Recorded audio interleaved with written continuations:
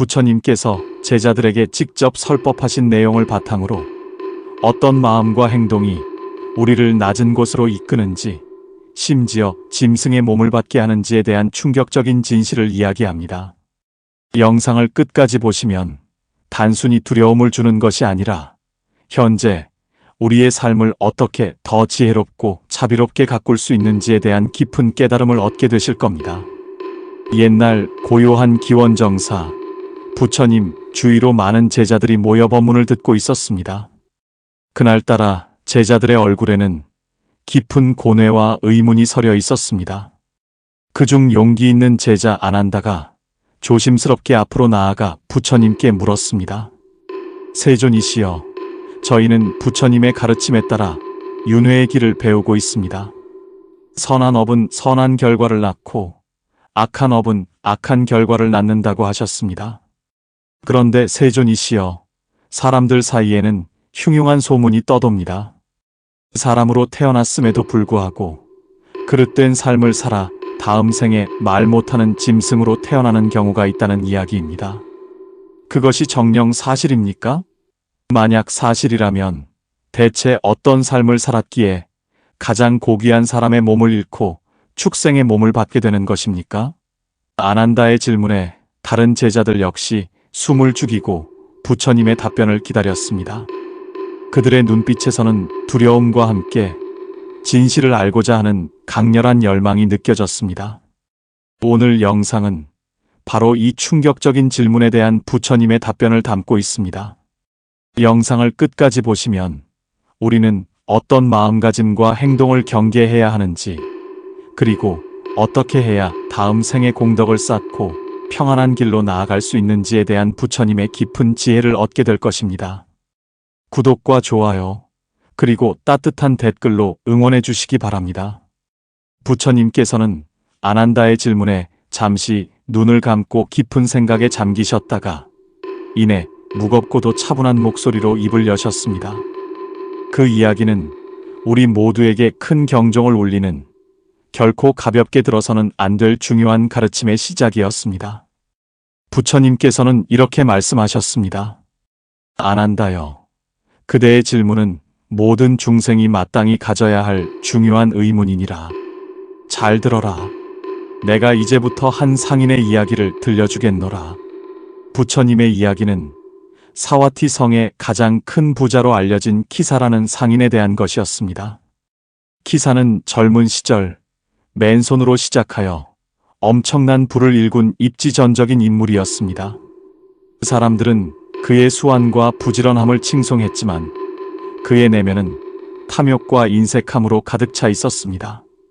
그는 시장의 모든 곡식을 사들여 창고에 가득 쌓아두고는 흉년이 들어 사람들이 굶주릴 때를 기다렸습니다. 그리고는 곡식값을 천정부지로 올려 폭리를 취했습니다. 그의 창고는 썩어나는 곡식으로 넘쳐났지만 창고 밖에서는 굶주린 아이들의 울음소리가 그치지 않았습니다. 그는 늘 이렇게 말했습니다. 내가 피땀 흘려번 돈이다. 내 것을 나누고 말고는 내 마음에 달린 것이지 누가 나에게 강요할 수 있단 말인가? 가난은 게으름의 소치일 뿐이다. 그는 가족에게조차 인색했습니다. 낡은 옷을 입고 상한 음식을 먹으며 단 한 푼의 돈이라도 나가는 것을 벌벌 떨었습니다. 그의 눈에는 오직 황금만이 빛나고 있었고 그 외의 모든 것은 무가치하게 여겼습니다. 제자들은 키사의 이야기에 분노하며 웅성거리기 시작했습니다. 어찌 사람의 탈을 쓰고 그런 악행을 저지를 수 있단 말입니까? 부처님께서는 제자들의 동요를 가라앉히고 이야기를 이어가셨습니다. 아난다여, 그의 악행은 탐욕에서 그치지 않았느니라. 그의 마음에는 살아있는 모든 것에 대한 자비심이 없었노라. 어느 날 키사는 시장을 지나가다가 다리를 저는 늙은 개 한 마리를 보았습니다.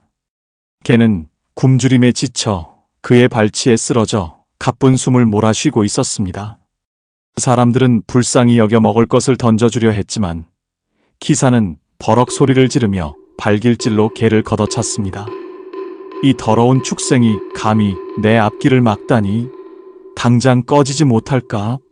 그는 조금의 망설임도 없이 늙고 병든 생명을 짓밟았습니다. 또한 그는 자신의 밭에서 일하는 소에게 무자비한 채찍질을 가했습니다. 소가 힘에 부쳐 잠시라도 걸음을 멈추면 그는 불에 달군 쇠꼬챙이로 소의 엉덩이를 찢으며 일을 시켰습니다. 소의 등에는 피고름이 마를 날이 없었고 그 눈에는 깊은 원망이 서려 있었습니다. 그는 이렇게 말했습니다. 말 못하는 짐승에게는 매가 약이다. 아픔을 알아야 더 열심히 일하는 법이지. 그의 잔인함은 사람과 짐승을 가리지 않았습니다. 자신에게 돈을 빌리러 온 가난한 이웃에게는 모욕적인 언사를 퍼붓고 문전박대하기 일쑤였습니다. 그의 집 앞을 지나는 탁발승에게는 침을 뱉으며 조롱했습니다. 일하기 싫어 구걸이나 하는 게으름뱅이들. 그의 마음은 이처럼 차갑고 단단하게 굳어 그 어떤 자비심도 비집고 들어갈 틈이 없었습니다. 한 제자가 참지 못하고 물었습니다. 세존이시여, 그는 어찌하여 그토록 어리석은 행동을 하는 것입니까? 인과응보의 법칙을 정녕 모른단 말입니까? 부처님께서는 고개를 저으며 말씀하셨습니다. 그것이 바로 세 번째 이유, 어리석음이니라. 그는 지혜의 눈이 멀어 오직 눈앞의 이익만을 볼 뿐 그 너머의 무서운 과보를 보지 못하는 것이니라. 키사는 부처님의 가르침이나 현자들의 조언에 귀를 기울이지 않았습니다. 오히려 그런 가르침을 설하는 사람들을 비웃었습니다. 뜬구름 잡는 소리들, 죽으면 그만이지 다음 생이 어디 있단 말인가? 보이지 않는 것을 믿는 자들이야말로 가장 어리석은 자들이다. 그는 인과응보의 법칙을 부정하고 오직 자신의 힘과 재물만이 영원할 것이라 굳게 믿었습니다. 그는 선행을 베푸는 사람들을 향해 손가락질하며 말했습니다. 참으로 한심한 자들이다. 자신의 것을 남에게 나누어 주다니 저러니 평생 가난을 면치 못하는 것이다. 그의 어리석음은 진리를 외면하게 만들었고 참된 가르침을 들을 수 있는 귀를 막아버렸습니다. 그는 스스로를 가장 지혜롭다고 여겼지만 실은 가장 깊은 무지의 어둠 속에 갇혀 있었던 것입니다. 탐욕이 그의 마음을 불태우고 잔인함이 그의 행동을 이끌었으며 어리석음이 그의 눈을 멀게 하여 그는 스스로 파멸의 구덩이를 파고 있었던 것이니라. 시간이 흘러 키사는 노년에 접어들었습니다. 그의 창고는 여전히 황금으로 가득했지만 그의 몸은 원인 모를 병마에 시달리기 시작했습니다. 온몸에 종기가 돋아나고 밤마다 뼈를 깎는 듯한 고통에 잠을 이룰 수 없었습니다. 그는 나라 안의 모든 의원을 불러 모아 치료를 시도했지만 그의 병은 조금도 차도를 보이지 않았습니다. 의원들은 고개를 저으며 말했습니다. 상인 어른의 병은 의술로 고칠 수 있는 병이 아닌 듯합니다. 마치 몸 안에서 수많은 벌레가 파먹는 듯한 고통이군요. 키사는 고통 속에서 절규했습니다.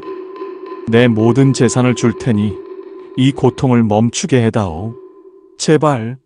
하지만 그의 황금은 더 이상 아무런 힘도 발휘하지 못했습니다. 밤이 되면 그는 끔찍한 악몽에 시달렸습니다.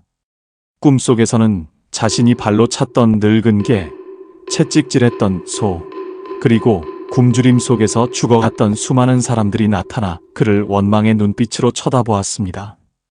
그들은 아무 말도 하지 않았지만 그 눈빛은 천마디의 저주보다 더 무섭게 그의 심장을 꿰뚫었습니다. 그는 비명을 지르며 잠에서 깨어났고 식은땀으로 흠뻑 젖은 채 공포에 떨어야 했습니다. 그의 곁에는 아무도 없었습니다.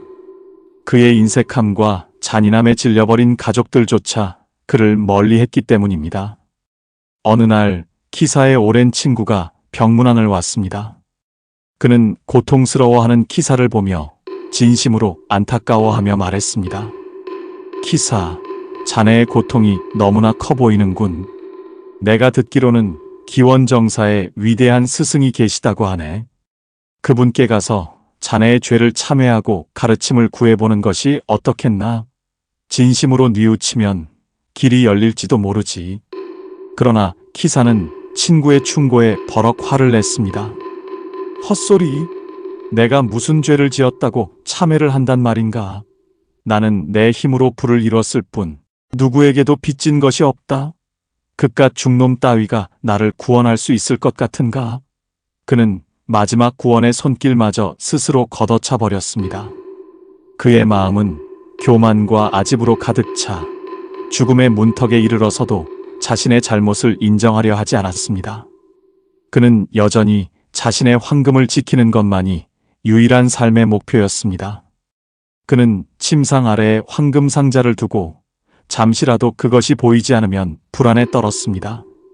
그의 영혼은 이미 황금의 노예가 되어 다른 어떤 것도 받아들일 수 없는 상태가 되어버린 것입니다. 부처님께서는 나지막이 말씀하셨습니다. 뭐하라 안 한다요. 모든 중생에게는 삶의 마지막 순간까지도 뉘우칠 기회가 주어지느니라. 허나 어리석음의 눈이 먼 자는 그 기회마저 스스로 걷어차 버리고 더욱 깊은 어둠 속으로 걸어 들어가는 법이니라. 결국 키사는 극심한 고통 속에서 숨을 거두었습니다. 그의 마지막 순간, 그의 손은 침상 밑에 황금 상자를 향해 뻗어 있었고, 그의 눈은 허공을 향해 분노와 원망으로 가득 차 있었습니다. 그는 평생 모은 재물을 단 한 푼도 가져가지 못했습니다. 그가 남긴 막대한 재산은 그의 자식들 사이에서 추악한 다툼의 씨앗이 되었을 뿐입니다.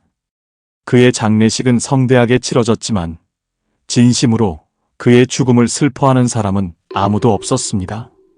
그 사람들은 그의 죽음 앞에서 안도의 한숨을 내쉬며 이제야 사와티에 평화가 찾아왔다고 수군거렸습니다. 부처님께서는 제자들을 둘러보며 말씀하셨습니다. 안 한다요. 그리고 제자들이여. 키사의 삶이 어떠하였느냐? 그는 평생을 재물을 모으는 데 바쳤지만 결국 그 재물은 그에게 평안을 주지 못하고 오히려 고통만을 안겨주었노라. 그는 살아있는 동안 이미 지옥과 같은 삶을 살았던 것이다. 제자들은 모두 숙연해져 고개를 숙였습니다. 키사의 이야기는 단순한 옛 이야기가 아니라 바로 자신들의 삶을 비추는 거울과도 같았기 때문입니다. 그들은 자신들의 마음속에도 키사와 같은 탐욕과 잔인함, 그리고 어리석음의 씨앗이 도사리고 있음을 깨닫고 두려움에 떨었습니다. 아난다가 떨리는 목소리로 물었습니다. 세존이시여, 그렇다면 키사는 죽은 뒤에 어떻게 되었습니까? 그의 영혼은 어디로 갔나이까? 부처님께서는 무거운 표정으로 답하셨습니다. 죽음은 끝이 아니니라. 육신은 흙으로 돌아가지만 그가 평생 쌓아온 업의 기운은 사라지지 않고 다음 생의 길을 여는 법이니라. 키사의 영혼은 육신을 떠나자마자 극심한 혼란과 공포에 휩싸였느니라. 그는 자신이 죽었다는 사실조차 인지하지 못한 채 평생을 집착했던 황금을 찾아 헤맸습니다. 하지만 그의 손에는 아무것도 잡히지 않았고 그의 목소리는 누구에게도 들리지 않았습니다. 그때 거대한 업보의 바람이 불어와 그의 영혼을 휘감았느니라. 그 바람은 그가 평생 저질렀던 악행의 무게만큼 차갑고 거셌습니다. 바람은 그를 익숙한 곳, 바로 그의 집과 황금 창고로 이끌었지만 그는 더 이상 그곳의 주인이 아니었습니다. 그는 자신의 자식들이 재산을 놓고 다투는 모습을, 사람들이 자신을 욕하는 소리를 생생하게 보고 들어야 했습니다. 그는 분노하고 소리쳤지만 그것은 공허한 메아리가 될 뿐이었습니다. 이것이 바로 죽음 뒤에 찾아오는 첫 번째 고통, 생전의 집착에서 벗어나지 못하는 악귀의 고통이니라. 제자들이 경악하며 부처님의 다음 말씀을 기다렸습니다. 악귀의 고통 속에서 오랜 시간을 헤맨 뒤 그의 영혼은 새로운 몸을 찾아 이끌렸느니라. 그를 이끈 것은 다름 아닌 그 자신의 업이었노라. 평생을 탐욕스럽게 먹고 쌓아두기만 했던 그의 업은 그를 돼지의 태로 이끌었느니라. 그는 자신이 왜 그곳에 있는지, 무슨 일이 일어나고 있는지 전혀 알지 못한 채 어둡고 축축한 어미의 뱃속에서 새로운 생을 시작하게 되었노라. 태어난 그는 새끼 돼지가 되어 오직 먹고 자는 것만을 반복하는 삶을 살게 되었느니라. 그의 마음속에는 인간이었을 때의 기억은 남아있지 않았지만 채워지지 않는 허기와 탐욕스러운 본능만이 남아 끊임없이 먹을 것을 찾게 만들었노라. 또한 살아있는 생명을 잔인하게 괴롭혔던 그의 업보는 그를 투견으로 태어나게도 하였느니라. 그는 태어나자마자 다른 개들과 피비린내 나는 싸움을 하도록 훈련받았고 온몸이 상처로 찢기는 고통 속에서 살아가야 했느니라. 그가 늙은 개에게 가했던 발길질과 소에게 가했던 채찍질의 고통을 이제 그 자신의 몸으로 고스란히 돌려받게 된 것이니라. 그리고 진리를 외면하고 어리석음에 빠져 살았던 과보는 그의 지성을 빼앗아 말 못하는 짐승으로 만들어 그 어떤 가르침도 들을 수 없는 몸을 받게 한 것이니라. 이것이 바로 안한다. 그대가 물었던 질문에 대한 나의 답이니라. 탐욕과 잔인함, 그리고 어리석음. 이 세 가지 독이 마음에 가득한 자는 다음 생에 사람의 몸을 잃고 축생의 길을 걷게 되느니라. 부처님의 말씀의 기원정사는 깊은 침묵에 잠겼습니다. 제자들은 키사의 비극적인 이야기를 통해 인과응보의 무서움을 온몸으로 깨달았습니다. 부처님께서는 마지막으로 제자들을 향해 자비로운 미소를 지으며 말씀하셨습니다. 제자들이여, 이 이야기를 듣고 너무 두려워하지 말라.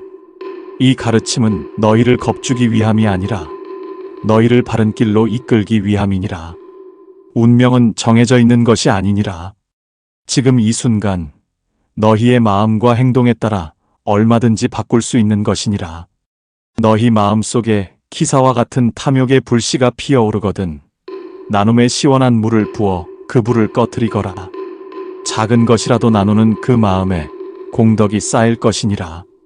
너희 마음속에 잔인함과 분노가 싹트거든 살아있는 모든 것에 대한 자비심으로 그 마음을 녹여내거라. 길가에 작은 풀 한 포기, 벌레 한 마리에게도 따뜻한 마음을 보낼 때 너희의 마음은 정화될 것이니라. 그리고 어리석음의 어둠이 너희의 눈을 가리거든 지혜의 등불을 밝혀 진리의 길을 비추거라. 끊임없이 배우고 성찰하고 나의 가르침에 귀를 기울일 때 너희는 어둠 속에서 길을 잃지 않을 것이니라. 기억하라. 축생의 길로 가는 문은 탐욕과 잔인함, 어리석음으로 만들어져 있고 해탈의 길로 가는 문은 나눔과 자비, 그리고 지혜로 만들어져 있느니라.